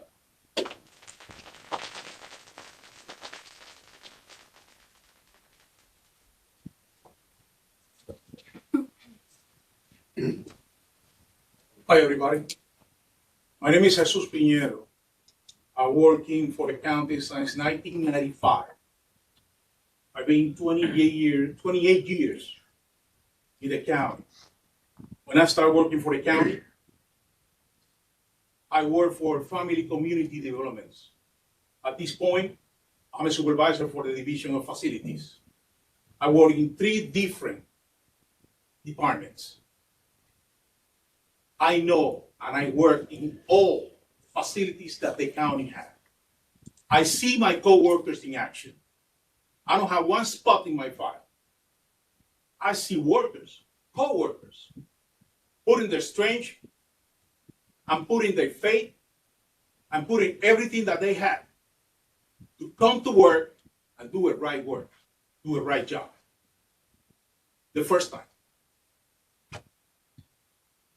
Even when we have Sandy, the storm here, we put the county together. I know what the white collars do because I was a white collar shop steward.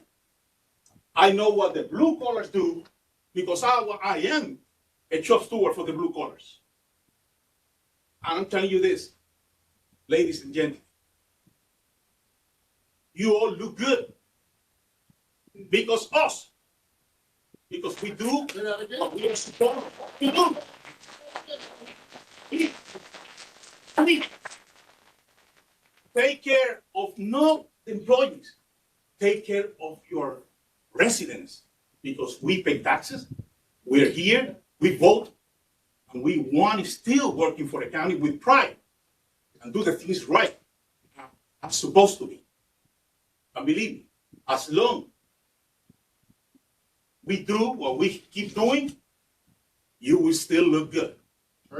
So please, take that into consideration. Thank you.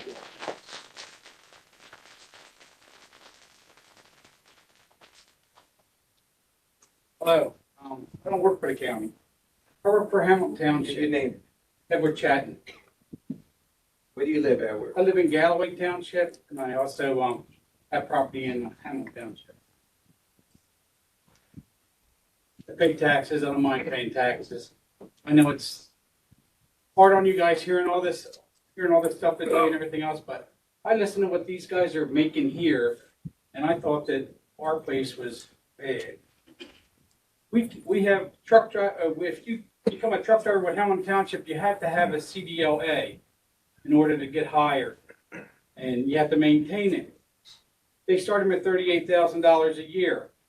We're down 4 people. We haven't been able to fill them spots in over a year. Why? Because anybody that's got a CDL today is working for some trucking outfit, making $45,000 under the table or working above the table and making more. You got to come up with the times. You got to. If you don't come up, nobody's going to be there. We tried bosses tried hiring a person that was at a level 3 rather than a level 2. If you have your CDL and you truck driver, you come in as a 2. You get hired as a 1. You get your license, you become a 2. They try hiring somebody as a 3, bypassing other people that are 2s. It's like you can't get anybody to work that cheap. It's like pathetic. You think like, oh God, they got a good job. They got a county job. I'm listening to these prices here. These guys are, I don't know how the hell they're making it. I mean, I like my job. I make half decent wages. If I didn't come from into trades for 30 years and have a pension behind it, I don't see how these guys are ever going to make it because their pensions are squat. They need something now. They need help now. And yeah, it's tough. It's tough times all across the whole nation. But the thing is that they gotta get help. And if everybody else has to tighten their belts a little bit, well, then so be it. Because none of my bosses are hurt. None of them. You know what I mean?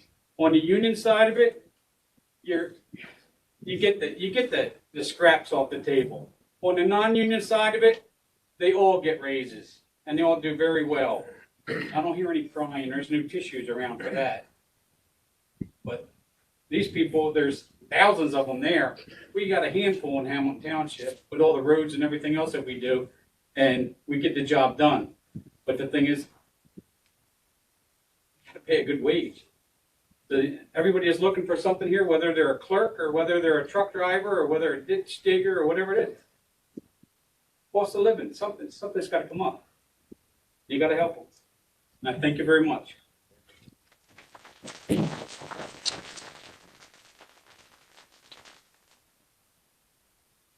Anyone else like to speak?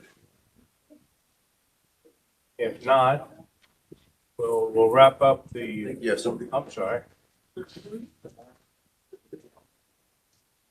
Mr. Higbee.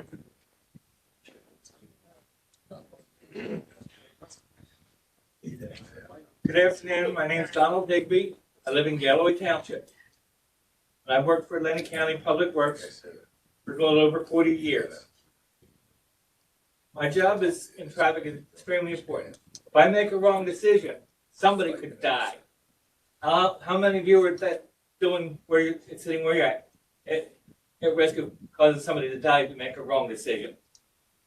The other thing about traffic maintenance specifically, our work is so important.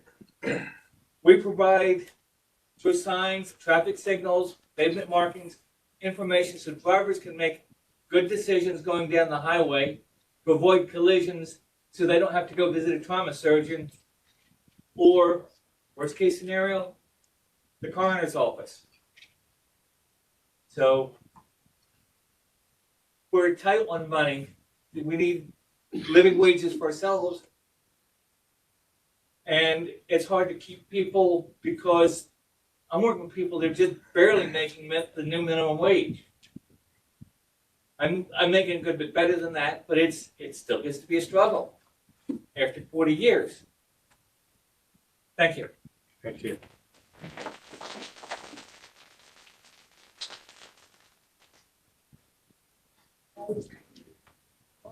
Can I go again? If there's no further speakers, we'll wrap up the. Wants to know, she wants to add something. Oh, he's gonna leave here too. Hi, my name's Nancy Leonowski. I have 22 years of county service. I spent the first 18 in payroll. I know a lot about contracts and how much we spent in SAP. The last 4, I've been in public works as an account clerk. So I'm still under $50,000. I think our point here is that we have a lot of different departments. We have a lot. We have facilities, we've got transportation, we've got public works, we've got traffic, roads and bridges, white collar, blue collar. I think there's some clerical nurses, there's, did I say facilities? Facilities. Meadowview, yes, thank you. Sheriff's Office. Sheriff's Department, the jail, clerks, telecommunicators. We are the foundation of the county. We are the roots of what you guys do. We make, just like someone else said, we make everybody look good. We are the ones that push through it. We are the ones who know the system inside and out. We know our jobs inside out. They're out there getting dirty, sweaty, passing out, almost getting hit by cars. They don't get hazard pay. They barely get anything to survive for their family, let alone if you've got kids. I think the bottom line is that we just don't need help. We need significant help. 4% really wouldn't do it. 6% probably wouldn't do it either. Taxes are going to go up. Pension level is going to go up. Now your health benefits is going up. Where do you start?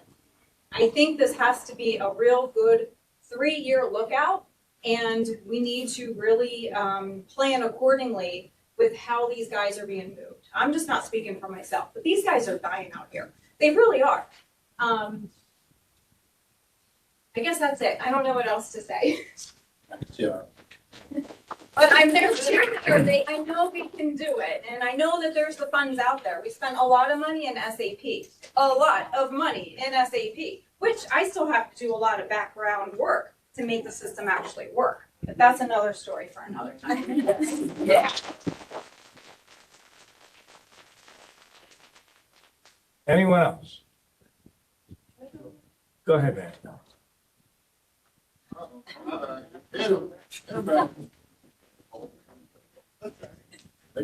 Ann Stringer again, and I just when someone was talking, they had mentioned, with the increases, we have the tiers. of benefits. So that can be addressed, like from somebody can represent us at the state level about Chapter 78, where we have the tiers, like the more you make, the more they take, the more you make, the more they take, the more you make, the more they take, the more you make, the more they take, and so on and so forth. I think up to 35%, if I'm not mistaken, for the employees here.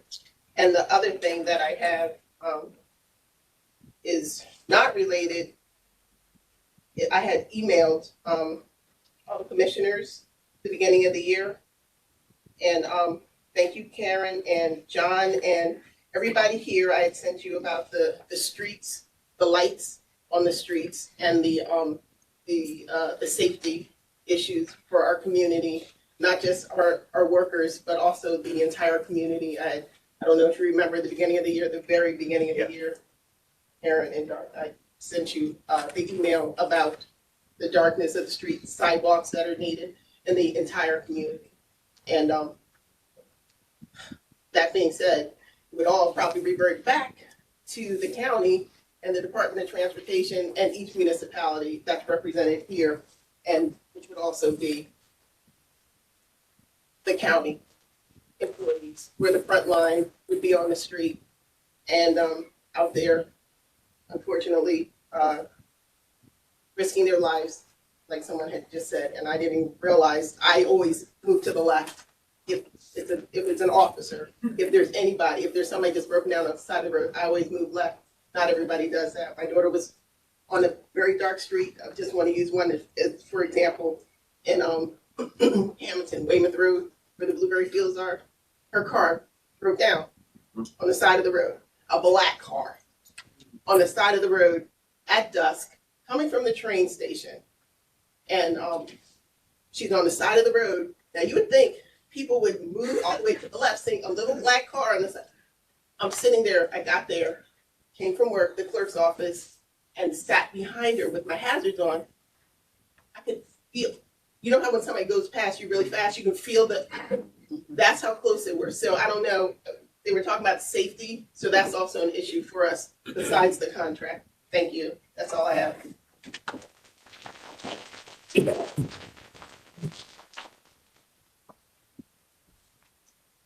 Okay.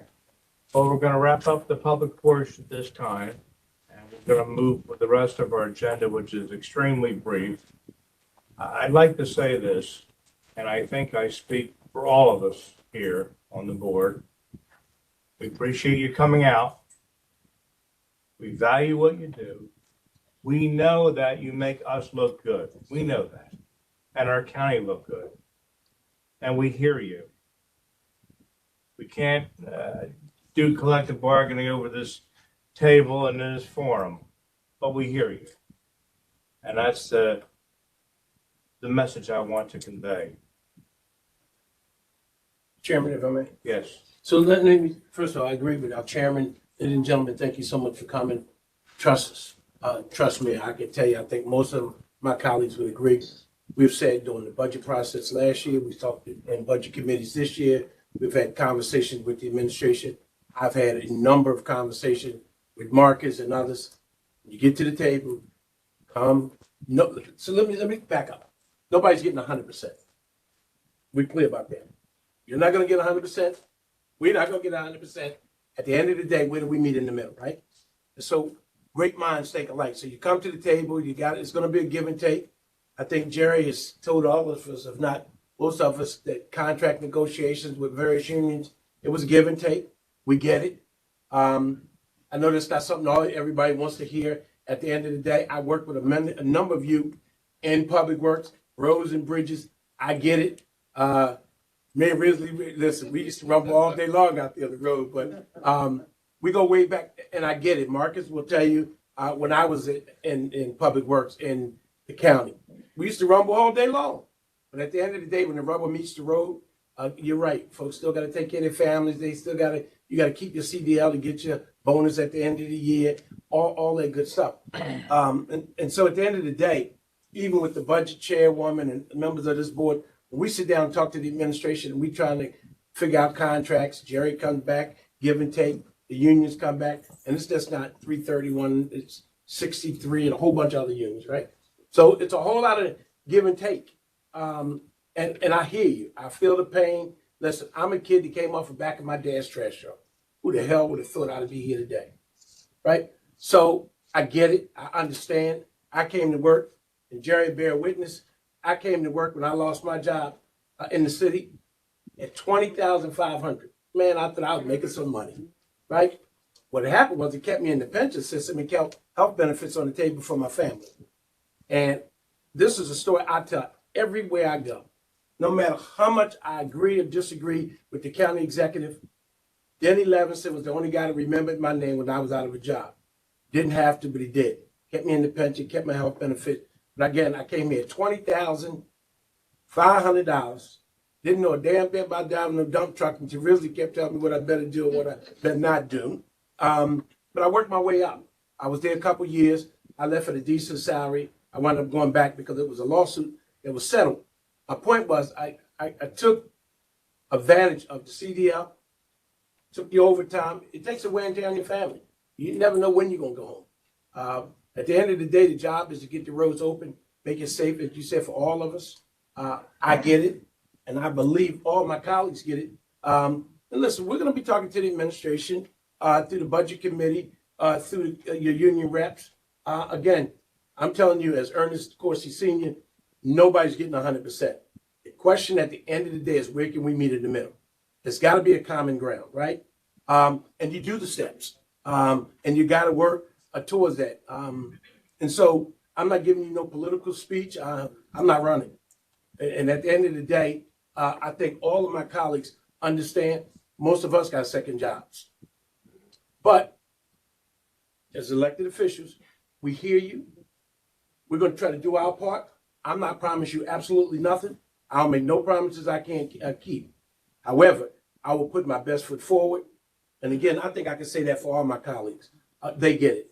And with Chairwoman Gatto at the helm, she don't let a nickel get by you, and she gonna make everything be accounted for. I said that to say, I think there's a good working relationship between the unions and the administration, and then the administration comes to the commissioners, and then we all have to make a decision where we're going. That's my commitment to you, but I wanted to let you know, I really appreciate you coming out. I hear you loud and clear, and it's a good start. You got to start somewhere. The old people used to say, in order to start the 1,000-mile journey, you got to take the first step. I can't commend your president of your union enough. He's always on the phone, whether it's at City Hall or whether it's at the county. He's always got our ear. So I know he's representing y'all, those who are under the Teamsters and all the other unions. So again, I think this is good dialogue. I think it's a good, healthy conversation. And I think Marcus started out when he came in, he wasn't bashing nobody. I got to tell you, that's the first time Marcus hasn't bashed me in a long time. But he bashes me with love. But the fact of the matter is that we've got to see where we can meet and make everybody feel comfortable at the end of the day. So you can continue to take care of your families, put food on your table. Nobody should worry about, am I going to lose my house? Well, I got to pay a car insurance. Do I pick up my prescription? That kind of stuff. Hell, we in 2023 and we still talking about stuff from 1975. Correct. That's what he said. Thank you for So at the end of the day, that's what we got to do. So that's my spiel, Mr. Chairman, and thank you so much for the time. Anybody else like to comment on the board under the good of the order? Mr. Chair. Bowles? Yeah, so this isn't the first time where we had a lot of county employees come in during the negotiations back and forth with the COVID pay, and sitting and listening. It's heartbreaking. You're our crucial asset, here in the county, and listening to the wages that you're making. I wanted to cry. I drive by the sign at McDonald's, like you said, McDonald's, $18 an hour. Now, granted, there's no pension, there's no benefits, okay? But you're paying a portion towards your benefits. Some of my past employees when I was sheriff are sitting here, and I negotiated with Marcus when I was the sheriff, and to try and get better salaries for them. And it's tough. I'm not on the budget committee. If it means that our tax rate has to go up a little bit, we got to take care of our employees. We said that last year. I know it's great to be able to say, hey, we're at zero increase. People love to hear that, but, like was said 3 or 4 times today, it's on your backs. Nobody should have to, worry about whether they're going to pay their mortgage or eat, let alone, maybe take somebody out to dinner, or go to the movies. It's hard. I feel so bad for you guys, and I'm not sure how many people are in this contract that's up, but there's no surprise that there's about 300 vacancies here in the county. Hopefully there isn't any more, and hopefully we can start. I know Joey's been working to try and, with each contract, raise the salaries up some. So, as the different contracts go, and hopefully that's maybe the direction this one's going in. I don't, because we're not involved in negotiations and don't have a say. I don't know how far along you are, whether your contract's 6 months old or 2 years old. I don't know, but I just wish you the best. I think I know most of you by face and most of you by name, and I think you all do a great job, and you do all make us look good, and we appreciate it.